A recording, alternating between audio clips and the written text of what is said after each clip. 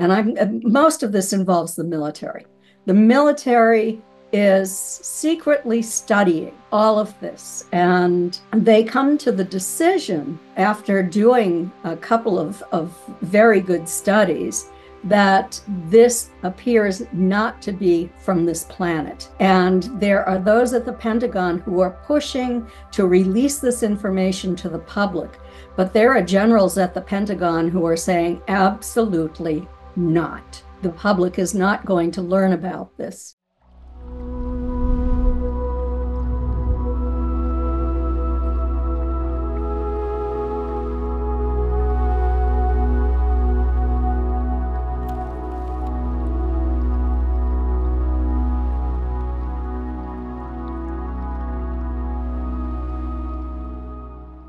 Welcome in. I am so excited about today's guest. I actually have goosebumps right now because this information I think is so very important. You're really going to love it. If you're new here and you're enjoying this content, make sure you click that subscribe button and hit the notification bell so you don't miss any of our upcoming videos. And if you want to keep track of what's going on this crazy planet, you might want to sign up for a Friday morning email newsletter. The link is in the description box down below. Every Friday morning, we send out a very short, very sweet, but hopefully informative email newsletter highlighting what we think are the important events around the planet. I know it can seem overwhelming. We try to break it down for you. It's super easy to sign up, super free, super fun. Link is in the description box down below. I think you're going to love it. In today's toxic world, taking care of our health is more important than ever. One of the natural solutions I've integrated into my routine is the benefit of mushrooms. And the go-to place for me is Birch Boys. They are without a doubt one of the greatest resources for mushroom products on the planet. Made in the USA, sustainably sourced, and run by an absolute wonderful entrepreneur, Birch Boys has become my go-to for natural health solutions. While they have a wide variety of mushroom products, the two that I use every day are right here. First, I use the ChagaNOW, which is a wonderful mixture that I put a tiny little scoop in my morning coffee to support my immune system. Chaga is one of the most effective immune support compounds on the planet, and this is a super way to get it into your daily diet in an easy to use formula and very, very effective for immune system support. And if you're looking for clear thinking, I can tell you, you'll be surprised at the effects of lion's mane. I use this lion's mane tincture, 1 teaspoon every single morning, and the difference in the clarity of my thinking is extraordinary. I was actually really, really surprised. Birch Boys has a whole lineup of mushroom tinctures. Make sure you check them out when you're on the website, but I'll tell you what, these are my two favorite and I use them every single day. They are absolutely a quality company built on integrity. Go to birchboys.com and use the code NEWEARTH for 20% off your entire order. Birch Boys mushroom products, I think you're going to love it. And with that, I would like to welcome in best-selling author, UFO researcher, and hypnotist, Kathleen Marden. How are you doing today, Kathleen? Hello. Nice to see you. Nice to see you too. If you're familiar with Kathleen's name, it's because probably she is the niece of Betty Hill, of the infamous Betty and Barney Hill, which was the first well-researched and well-documented case of an ET or extraterrestrial encounter here in the U.S. And you were part and parcel of the family at that time, and I'm sure that that was what spurred you on to your lifetime interest in ufology. Absolutely. I was 13 when it happened. So within 2 days, my parents, my brothers, and I were at Betty's and Barney's house. I saw the physical evidence. I saw the change in Barney from being just really outgoing and boisterous with the children to being very quiet and introspective. I saw the spots on the trunk of the car, a lot of evidence, and I followed this. We were a close family. So over many years, I followed this. I met the original investigators. And then in 1991, I began my own formal investigation of this event. And probably have done more research and investigation than anyone on the planet. I'm also the trustee and executor of Betty's estate. So I had all her files. I set up an archival collection at the University of New Hampshire. So people who are interested can set up an appointment to view those archives. I also have my own collection of those archives and all of the archival information that I have been able to collect and investigative information. I've never stopped seeking scientists to do evaluations on the physical evidence, and we have new exciting physical evidence that I wrote about in the 60th anniversary edition of Capture, the Betty and Barney Hill UFO experience. Oh, wonderful. And that's why I really wanted to talk with you, because of your decades research in the field and your experience in the field. Now, what happened with Betty and Barney, that experience was in 1961. So your research started about 30 years later. What happened in the interim to really pique your interest in ufology and to really send you down that road to continue the research and continue your education? I have to say that my formal investigation began in 1991, but I was always interested in that case when for example, Dr. James Harder visited my Aunt Betty's home. We talked about the Travis Walton event, the Charlie Hickson and Calvin Parker event, 3 women in Kentucky who had been abducted. And Jim Harder had investigated these. And so I was able to learn from him the details, the things that he had learned in his investigations. So I was always close to this.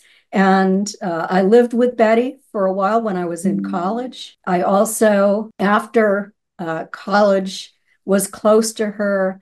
I moved around, ended up back in New Hampshire in the early 1980s. She became my mentor at that time.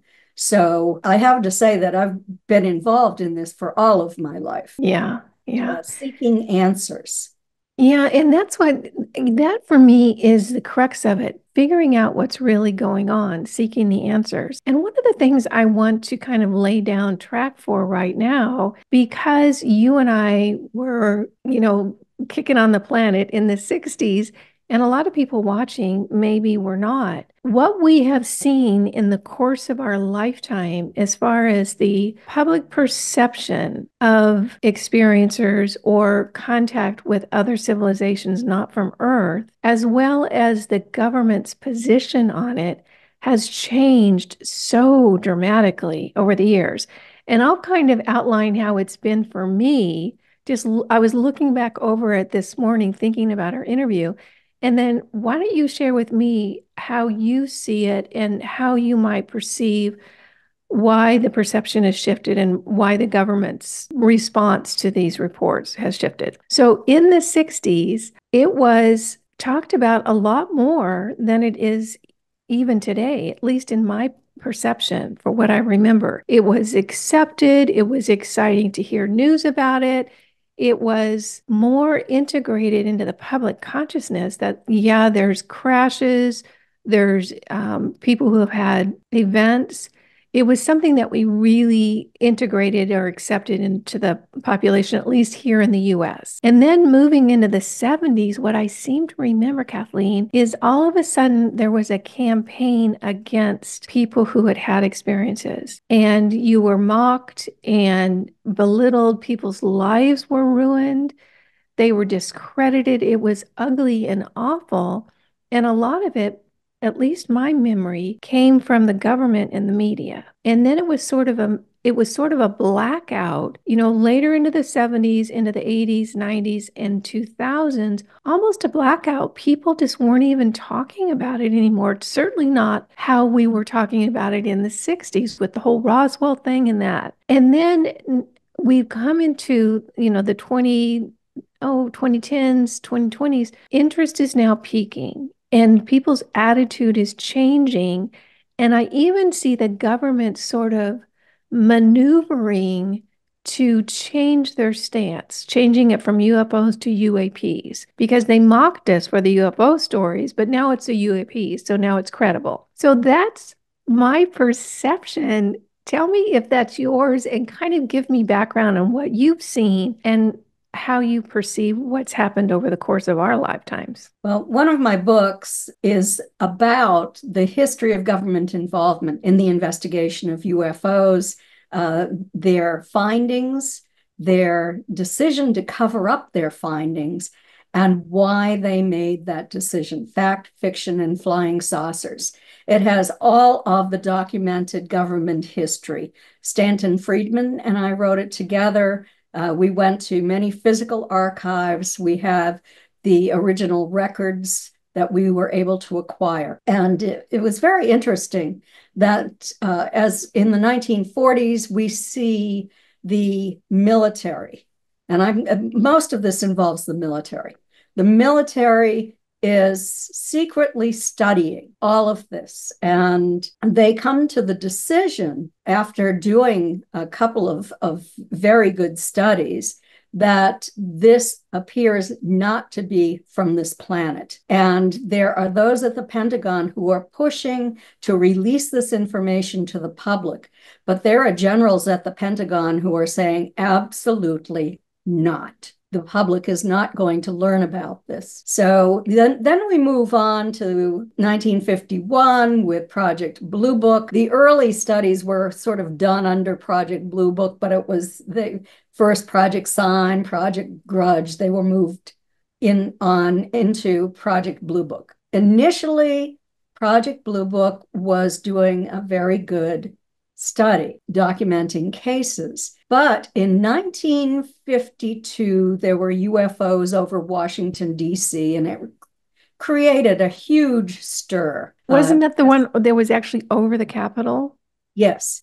Okay. Yes. And I've written about this extensively in Fact, Fiction, and Flying Saucers. But yes, they were there. There is evidence in military reports about all of this, and they were seen on radar. There were pilots that were scrambled to chase them, etc. It was the fact that this went nationwide, this story, that the CIA became involved. And the CIA wanted records from the Air Force. They funded the Robertson Panel, which began in January of 1953, to determine how they were going to handle this pertaining to the public. They had a few scientists who reviewed the cases that were sent. In the end, what they decided to do is to ridicule the entire thing, not to make the public aware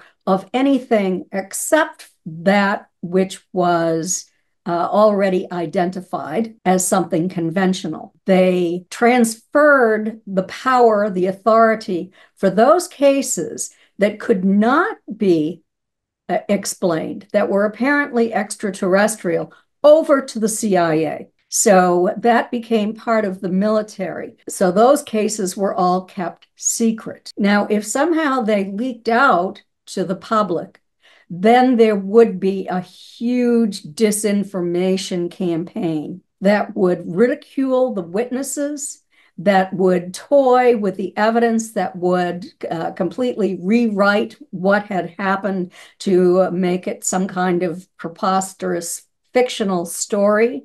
They employed some scientists, such as Dr. Donald Menzel, to ridicule individuals and to explain it as being some kind of a weather phenomena rather than what it actually was. By the mid-1960s, we find Philip Klass, that you might have heard of him. He was the most prolific anti-UFO propagandist of the 20th century. And Philip Klass had actually gotten himself into trouble with the FBI first, because he was suspected as being a spy for the Soviet Union from Eastern Europe. He had ties to Eastern Europe. I have actually the records, the his FBI record. And it shows that his apartment was searched for equipment that radio equipment that could broadcast into Eastern Europe. He made frequent trips to Europe, supposedly to go skiing and for business. And he was actually one of the editors and a writer for Aviation Weekly magazine. Later became Aviation Week and Weekly in Space Technology magazine out of Washington, D.C. He had written at least 2 articles where he revealed government secrets regarding technology, and he was in trouble for that as well. And oftentimes when this happens, a person can be prosecuted, yet for him to be prosecuted, this secret information, classified information, would have to be made public in a court of law. And they didn't want to do this. And so I believe that this is the reason that Philip Klass became a debunker, disinformant, whatever you want to call it. But he was the nastiest of all of them. Donald Menzel was sort of uninformed and just sort of said, oh, it's all weather phenomena, or somebody wasn't wearing their glasses, or something like that. Philip Klass was vicious. He took individuals and destroyed their character. He took events that were documented and rewrote them, asking many, many questions about what happened, and added false information. So he did a lot to destroy this. He was on radio shows. He was on television shows. He acted as an expert. He immediately became an expert in this. Let me tell you this, because he read his first UFO book, and I believe it was in the summer of 1965. By December of that year, January of 1966, he was already a well-known expert in the field who was working with Edward Condon on the scientific study of UFOs. And he was working secretly in this. He was not under Condon's employ, but he was working with Robert Lowe, who was the person who was sort of really in charge of this scientific study. And I have the correspondence files between them. There are a lot of correspondence files. So is it your opinion that he got captured? In other words, they gave in an ultimatum: you either play ball with us or we're going to make your life miserable? Yes, or you could lose your job. Journalists who were working as spies, for example, lost their jobs. So he could lose his job. But he could gain all of this information. He could have an archival collection at the American Philosophical Society. He could be held in high esteem if he would do this job. That's my speculation. Yeah. What has occurred, knowing the background and being taught this by Stanton Friedman. Yeah. Why is this all sounding so familiar? It seems like the government has one playbook. Yes. I have a couple of questions based on the research that you did for the book. Fiction and Flying Saucers. Thank you. I love that title. How were you able to get the documentation? Was it FOIA, or I'm sure that they didn't want you in there looking at their records. How were you able to get access to them? Yeah, we were only able to obtain records and files that were in archival collections, like physical archives. I went to the American Philosophical Society, made several trips there at great expense. But there were very valuable files there. Philip Klass's files, Donald Menzel's files, their correspondence files, and a lot of the information came from that.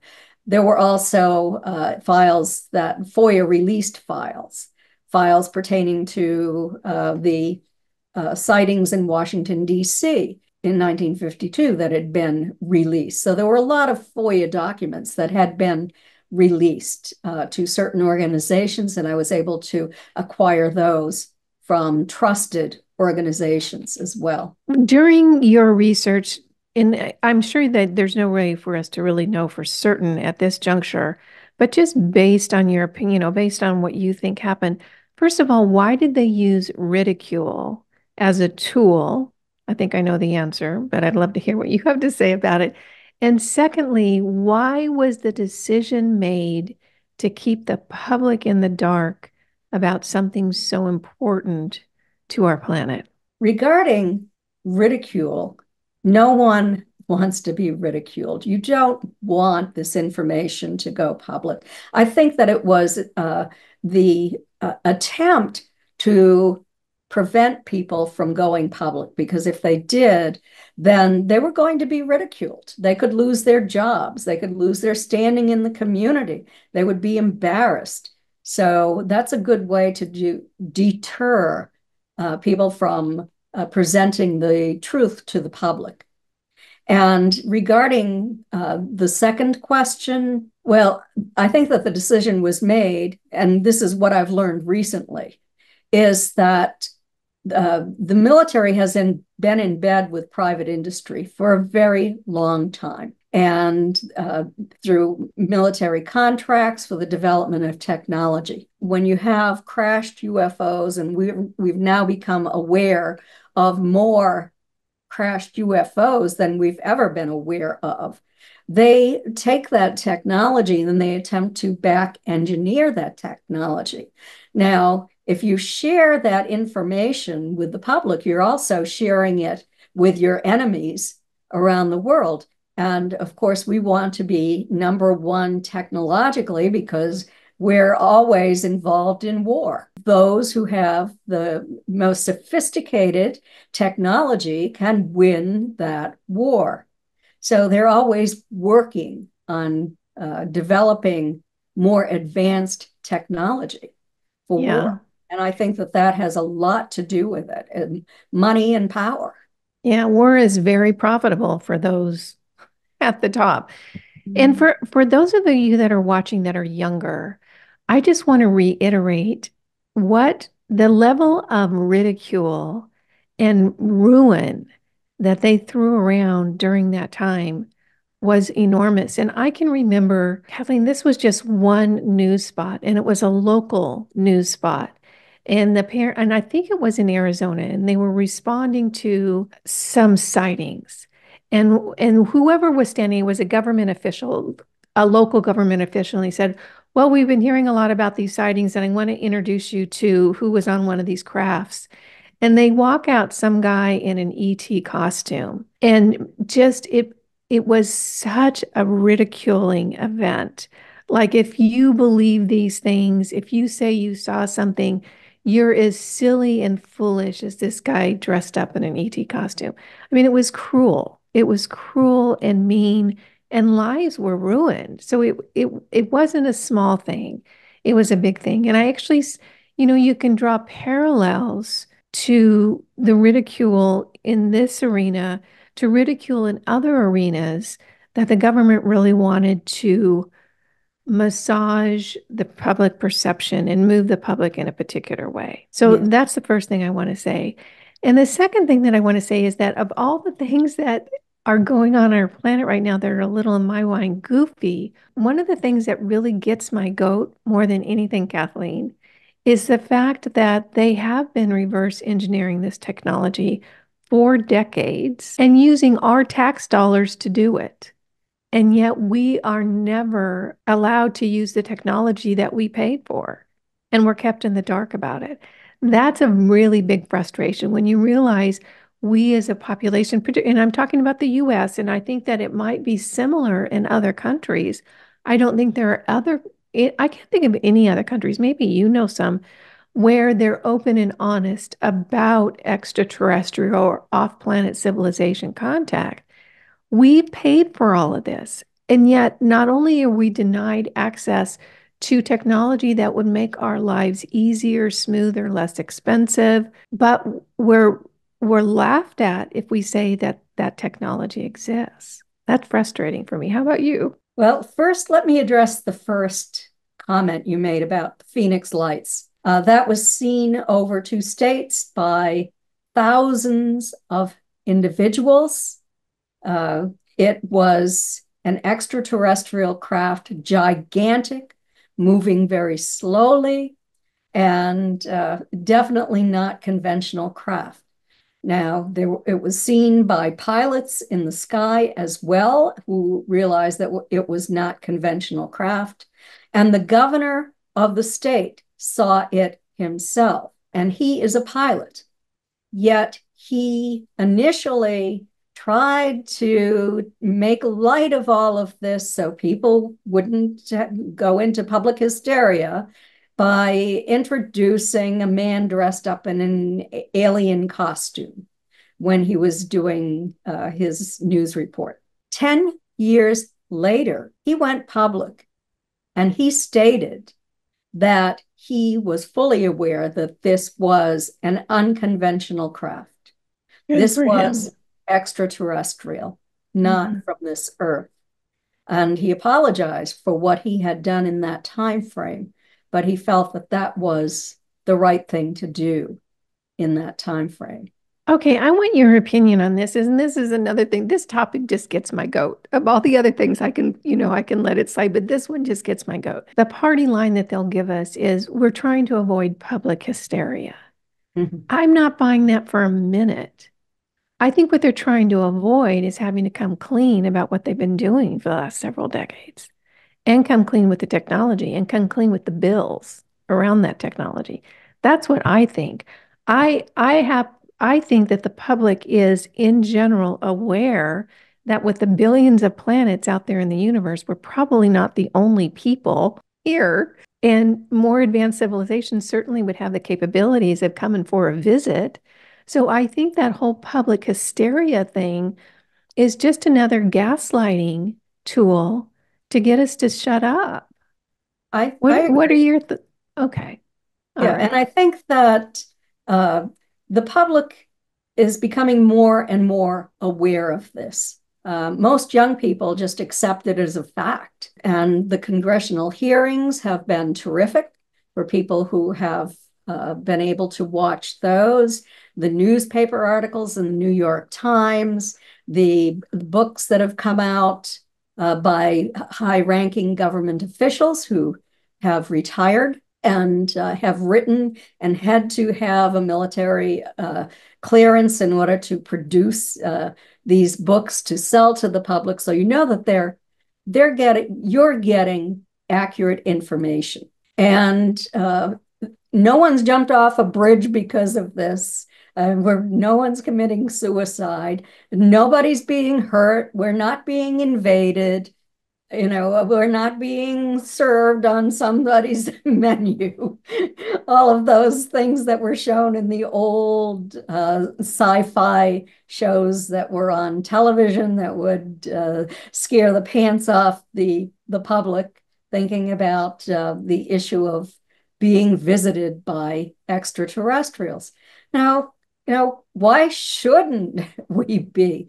When we now know that there are billions or trillions of stars out there, and that people are around the world are having these experiences. There are people who now go out and do CE5 experiments where they're actually able to call in craft, and some actually able to observe the non-humans looking down at them. Yeah. There I is just did one of those a few weeks ago with Stephen Greer. Yes, So I know. there is now a movement for us to work with these non-humans for the benefit of society, not just ours, but around the world. We're in big trouble at this moment because of the environmental changes that are taking place on our planet, and also because of our warlike behavior. Our technological development is out of sync with our spiritual growth. And the ETs are extraordinarily concerned about this. And for those individuals who have been able to raise their consciousness, who have been able to come into contact with these non-humans without guns and bombs, attempts to kill them in some way, it has been enlightening. They're giving information to these people, and they say that they have contacted governments around the world. They want to work with us as one world, not as one country, for the benefit of that country against other countries. We have to be willing to work together to live in peace. They've also said that if we go forward toward the destruction of our planet, they're going to have to intervene. They haven't intervened. They have not made their presence public worldwide by hovering over every city at close range, that sort of thing, because it would be perceived as an invasion. And they've been around for a very long time, watching us, watching our behavior. They've come to the point where they're extraordinarily concerned about the path that we're taking. And rightly so. And I'll tell you, you and I are exactly on the same page. Mm-hmm. Everything you said is like, yeah, that's right. And, rightly so that they're concerned, because it would certainly seem that the will of the people is being denied in favor of forever wars and destruction of the planet in the interest of corporate greed. It's gotten out of control. I mean, it absolutely has. And I think that it's fairly easy for us to see that now. My understanding, and share with me what your thoughts are on this, and I have a suspicion based on what you just said, that you might have a little bit more contact than the average Joe as far as, talking or having information from off-planet sources. My understanding is that there's kind of been a line drawn in the sand by these off-planet civilizations that you either bring it out to your civilizations, to your people first, or we're just going to show up and then things are going to get interesting. I've heard that there's a deadline about 2026, 2027. Have you heard anything along those lines? Because clearly you're much more connected than the rest of us. I have heard that from other people. That information has not been passed directly to me from extraterrestrial intelligence. I have contact. I've written my life story in 2 books, Forbidden Knowledge, A Personal Journey from Alien Abduction to Spiritual Transformation, part 1 and part 2. So there are 2 sections for that particular book. It tells my entire history and how I came to take part in an experiment where I was having ongoing contact with a group of extraterrestrial entities who I couldn't see, but I could feel that there was a very, very strong tingling sensation in my body when they were in my presence. And I was receiving telepathic information. Now, it wasn't just me. There were others involved in this experiment, other researchers. And I've written about this. We met once a month for 2 years. And then we continued to meet maybe a couple of times a year. But during that period, we were invited to take our questions to the home of a man named Kevin Briggs, who had had ET contact since he was a boy and who had recently learned to communicate with these ETs, who wanted to communicate with us. So we decided to do this secret experiment, and I thought that I would never write about it, but the information was so very important that we decided that I should write about this. And our 120 questions and their answers are in the book. They've given scientific information.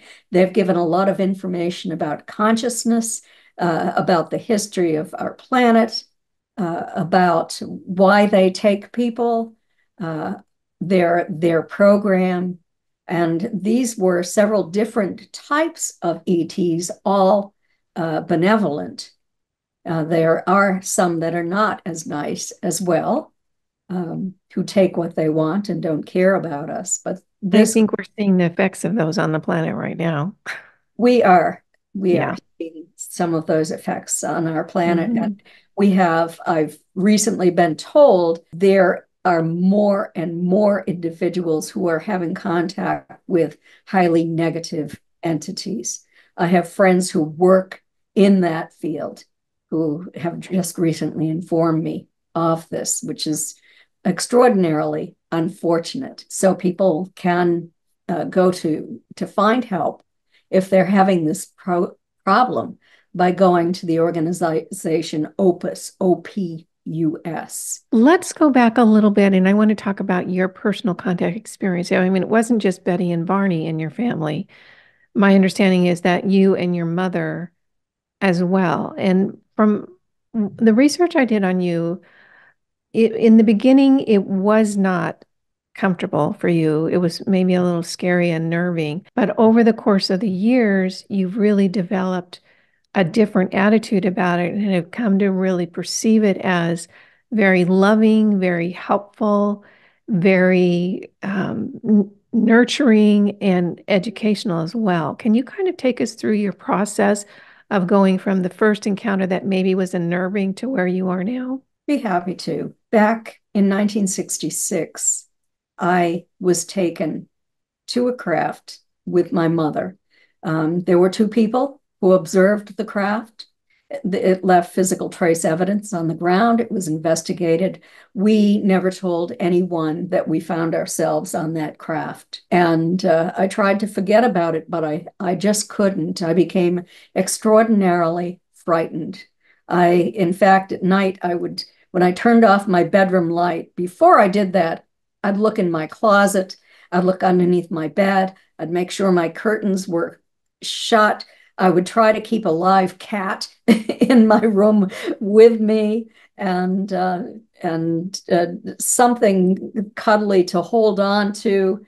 And I'd turn off the light and just run as quickly as possible and dive into my bed. And throw the covers over your head. Yeah, covers over the head for sure. It had a profound impact on me. I became a very frightened individual, and I sought help for this, but I didn't know where to look. My aunt and my mother just said, don't talk about this to anybody. You don't want anyone to know. That's because my aunt was being attacked. They didn't want my life to be destroyed, my opportunities to have a successful career and a successful life. I didn't tell anyone until maybe 60 years later, 50 years later, something like that. As time went on, periodically, I had these experiences where I had memories of being taken, and it was extraordinarily uncomfortable. I worked with Dr. James Harder in the mid 1970s. He was from APRO, and he hypnotized me a couple of times. I worked with Bud Hopkins secretly, even with John Mack secretly over time. They retained my confidentiality. So I was really happy that my story could remain confidential.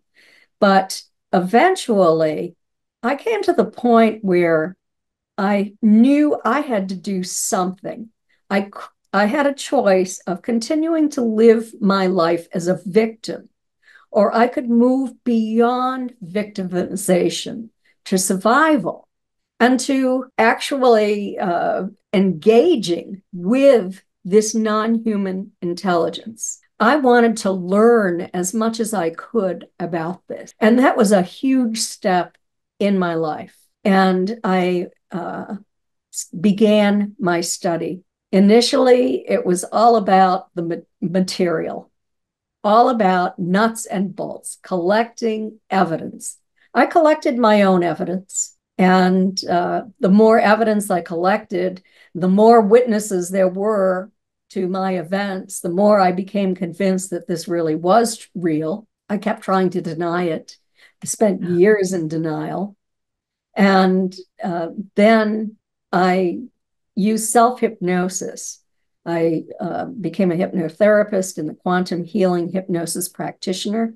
I'm now retired, but I used this with myself in order to overcome that fight or flight response when they come into your environment. It made all the difference in the world because I made the decision that I needed to project love toward them instead of hatred, instead of go away, leave me alone, love.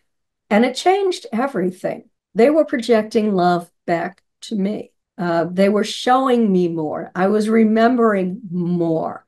They were giving me information. In fact, that information I gave you about our technological development is out of sync with our spiritual growth came from them when I was on craft and they were communicating with me. They projected love toward me.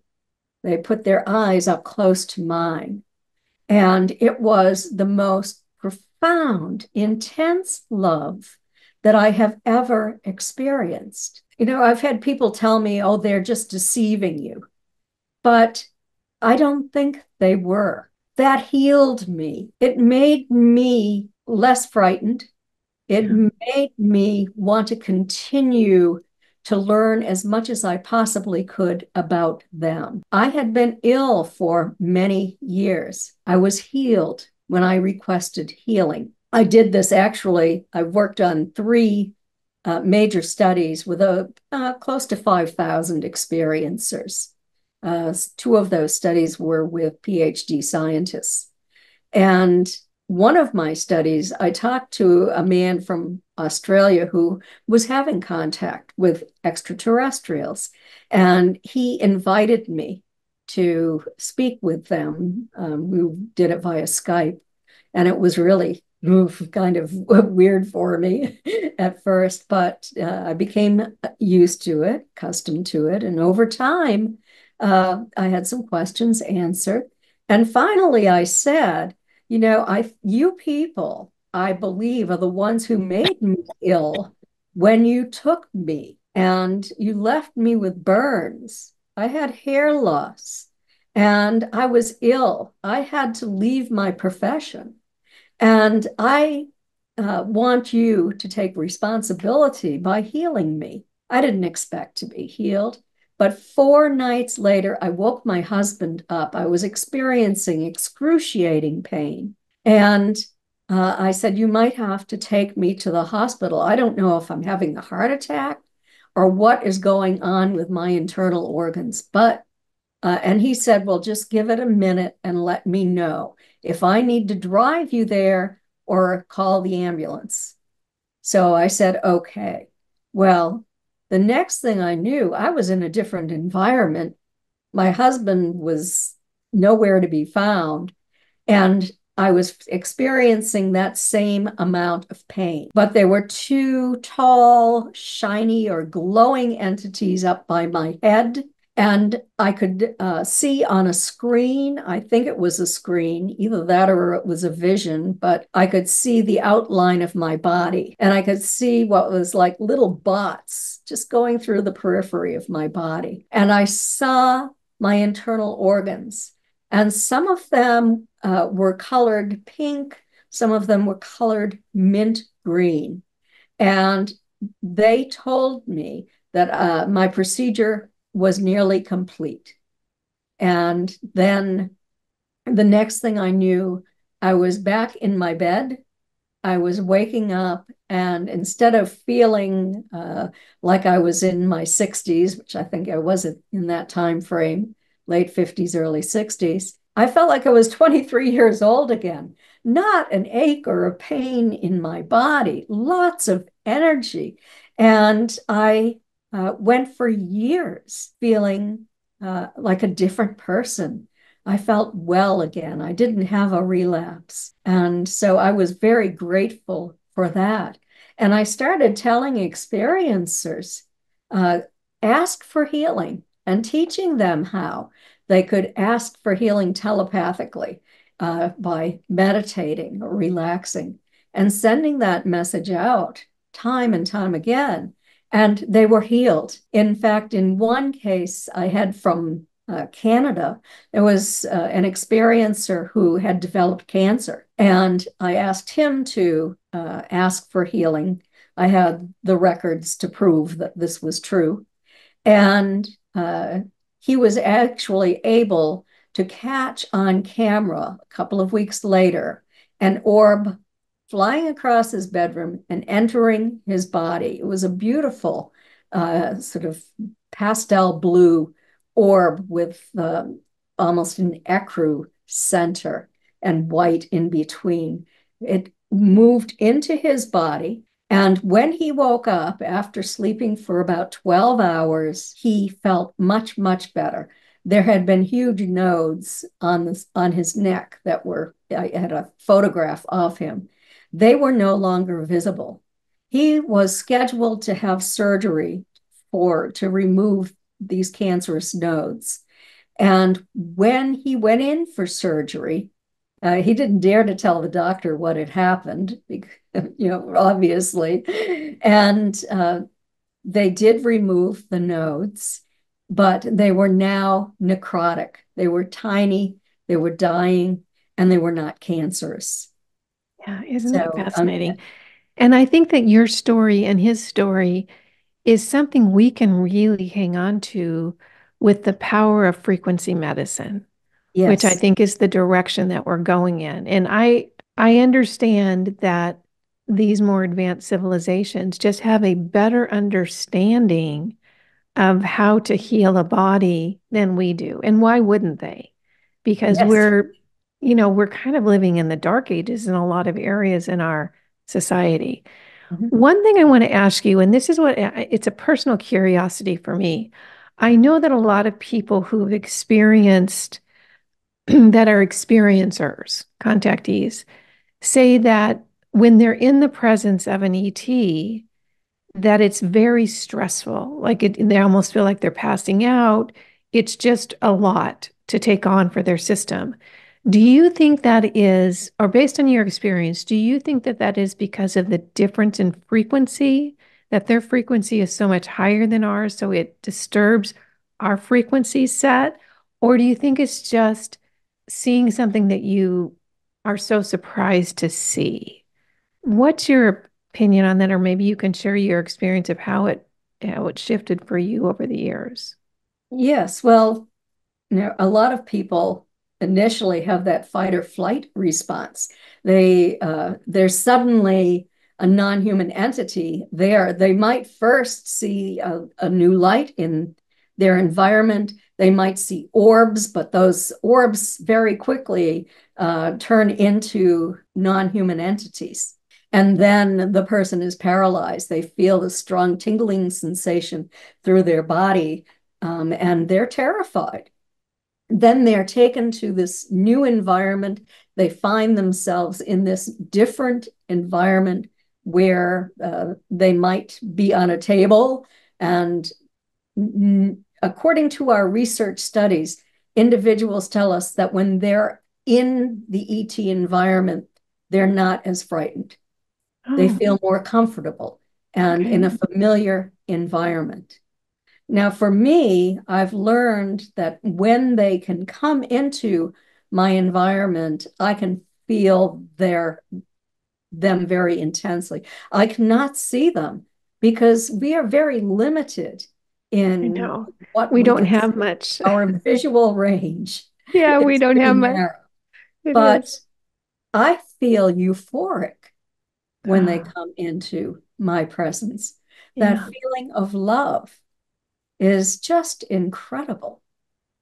Now, do you feel like you can pick them up easier today than you could maybe 20 years ago? Like, has your sensitivity to their energy increased? Yes, absolutely. My sensitivity to their energy over time has increased because I've worked on that to move forward in a positive direction and to gain answers I became interested in communicating with these non-humans. And so everything changed over time. And I Yeah. don't think it's something that can happen immediately. For those people who would like to raise their consciousness, and I think that it's something I talk about on my channel a lot, is raising your consciousness. Because that, in my mind, based on what I've seen, that's our only way out, is to Yes. raise our consciousness. It's not fighting, it's not staying down in the rubble that we're living in right now. It's raising our consciousness to create a new reality. Based on your experience, Kathleen, what could you say are 2 or 3 practices or habits that people could incorporate into their lives to help raise their consciousness and get us in a higher state to start the healing for this planet? Well, I think that first of all, you can join a meditation group. I belong to a meditation group and we meet 3 times a week. It's just a small closed group.